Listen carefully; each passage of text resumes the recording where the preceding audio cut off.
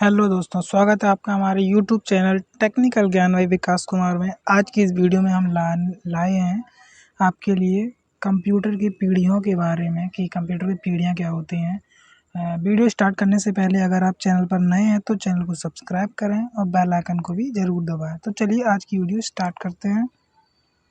तो आज की इस वीडियो में हम देखेंगे तो सबसे पहले जो हमारी हेडिंग पड़ी हुई है, कंप्यूटर की पीढ़ियाँ को लिखें।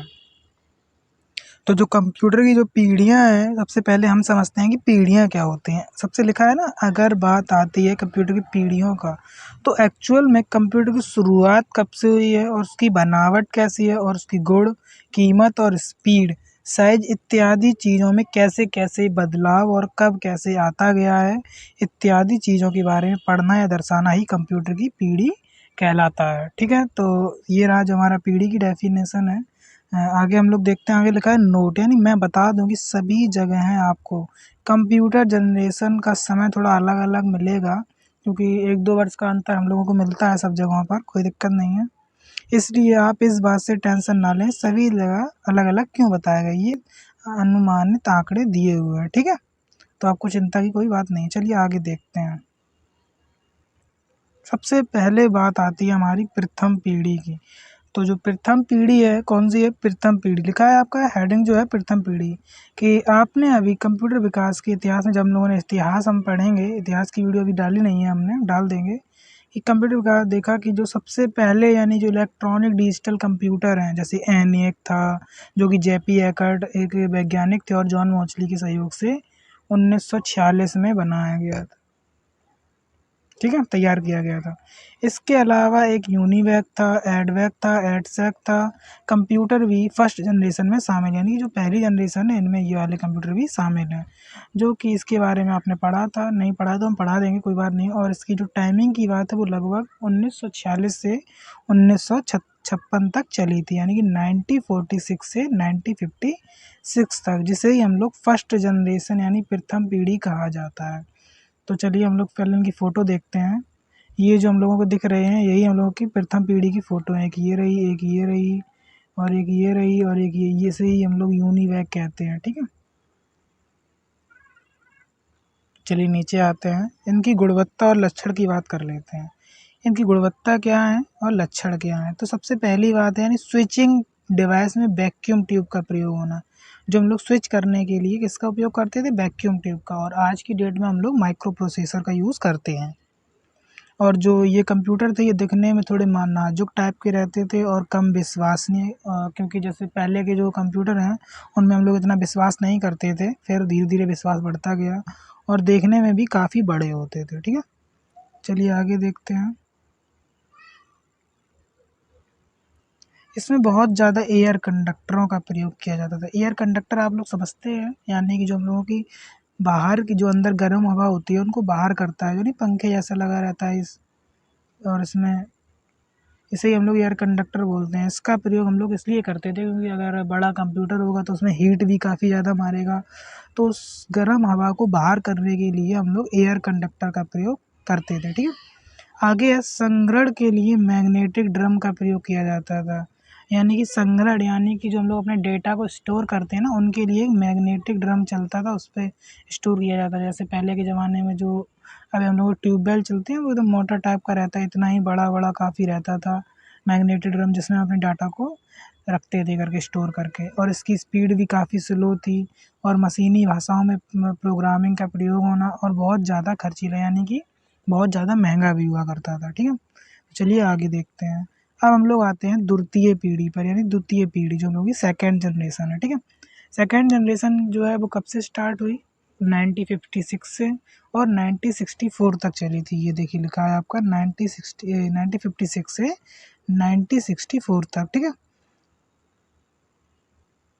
इन कंप्यूटरों में ट्रांजिस्टर का प्रयोग किया जाता है, यानी जो पहले के कंप्यूटर थे उनमें हम लोग करते थे स्विचिंग डिवाइस के लिए वैक्यूम ट्यूब का, और इसमें हम लोगों ने ट्रांजिस्टर का प्रयोग किया। ठीक है, जिसके वजह से कंप्यूटर में थोड़ा बदलाव देखने को मिला। और जैसे क्या क्या बदलाव था? आकार का छोटा होना, स्पीड में का बढ़ना और ज़्यादा थोड़ा सा विश्वास बढ़ना। ठीक है, और ये जो रहे हमारे सेकंड जनरेशन के कंप्यूटर, थोड़ा ध्यान रखना है इनको। चलिए आगे देखते हैं।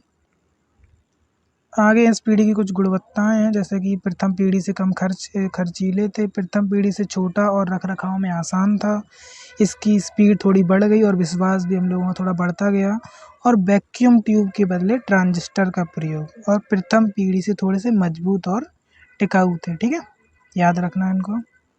अब हम लोग आते हैं तृतीय पीढ़ी पर, यानी तृतीय पीढ़ी। इस पीढ़ी की जो शुरुआत थी वो 1964 से हो गई थी, जो कि 1973 तक चली थी। तृतीय पीढ़ी के जो कंप्यूटर का वजन था वो बहुत ही कम था, और इसके अंदर आईसी यानी कि जो इंटीग्रेटेड सर्किट का प्रयोग किया गया था। ये जो रहा हमारा आईसी का प्रयोग किया जाता है, यानी तृतीय पीढ़ी का, यानी थर्ड जनरेशन का जो कंप्यूटर है। ठीक है, आगे देखते हैं।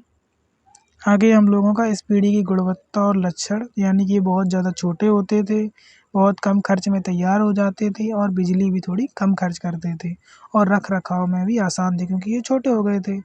स्पीड के मुकाबले प्रथम और द्वितीय पीढ़ी से काफ़ी तेज होना, यानी कि जो पहली पीढ़ी थी और सेकंड पीढ़ी इनसे थोड़े काफ़ी तेज थे। फिर हम लोगों का बहुत ही ज़्यादा विश्वास होना, यानी कि इन पर हम लोगों का अटूट विश्वास हो गया, हम लोग इन पे विश्वास कर सकते थे। और मजबूत थे, तीव्र गति से चलते थे, सभी पीढ़ियों से मजबूत और तीव्र गति से। ठीक है, आगे देखते हैं। और इसमें एक चीज़ और पॉइंट था, यानी कि आईसी का प्रयोग होना सबसे इम्पोर्टेंट, ये बहुत ध्यान रखना, यानी थर्ड जनरेशन में हम लोगों का आईसी का प्रयोग किया जाता था। ठीक है, चलिए आगे देखते हैं। आगे है चतुर्थ पीढ़ी, यानी कि जो हम लोग अभी चला रहे हैं ना फोर्थ जनरेशन का, वो हम लोगों को चतुर्थ पीढ़ी में रखा गया है, यानी कि 1973 से ये स्टार्ट हुई थी और 1982 तक चली थी। ठीक है, चतुर्थ पीढ़ी में रखा गया है, और ये ऐसे कंप्यूटर जो वर्तमान में भी चल रहे हैं, यानी कि हम लोग जो आज की डेट में यूज़ कर रहे हैं वो फोर्थ जनरेशन के। और इसकी पीढ़ी की जो गुणवत्ता की बात करते हैं, इनका आकार विशेषता, यानी आकार एकदम छोटा, स्पीड के मामले में काफ़ी तेज़, यानी इनके बारे में तो हमें बताने की कोई ज़रूरत ही नहीं है क्योंकि जो तो आप लोग यूज़ ही कर रहे हैं आजकल, तो इन्हें हम लोग छोड़ देते हैं। बस इनमें एक पॉइंट है जो इम्पोर्टेंट है, यानी कि सबसे इम्पोर्टेंट चीज़ है कि ये माइक्रो प्रोसेसर का यूज़ करते थे। पहले के जो थे वो अलग अलग थे, इसमें हम लोगों का माइक्रो प्रोसेसर का यूज़ किया जाता है। ठीक है, और अब हम लोगों का आया फिफ्थ जनरेशन, यानी कि जो हम लोग आज की डेट में यूज़ कर रहे हैं फिफ्थ जनरेशन। तो इन पीढ़ियों की तो हम बात करेंगे नहीं क्योंकि हम लोग यूज़ ही कर रहे हैं, जैसे कि 1982 से लेकर इसका जो उपयोग हम लोगों का हो रहा है 1982 से लेकर पाँचवीं पीढ़ी के अंतर्गत आते हैं, यानी कि एक लैपटॉप हुआ, हमारा फ़ोन हुआ, टैबलेट हुआ, और पाम टॉप हुआ, और ये कंप्यूटर, ये सब क्या है पाँचवीं पीढ़ी के अंतर्गत आते हैं। ठीक है, तो जो हम लोगों की जो पीढ़ी थी वो ख़त्म हो चुकी है क्योंकि पीढ़ी में कुछ रहा नहीं है अभी, पीढ़ी इतनी थी।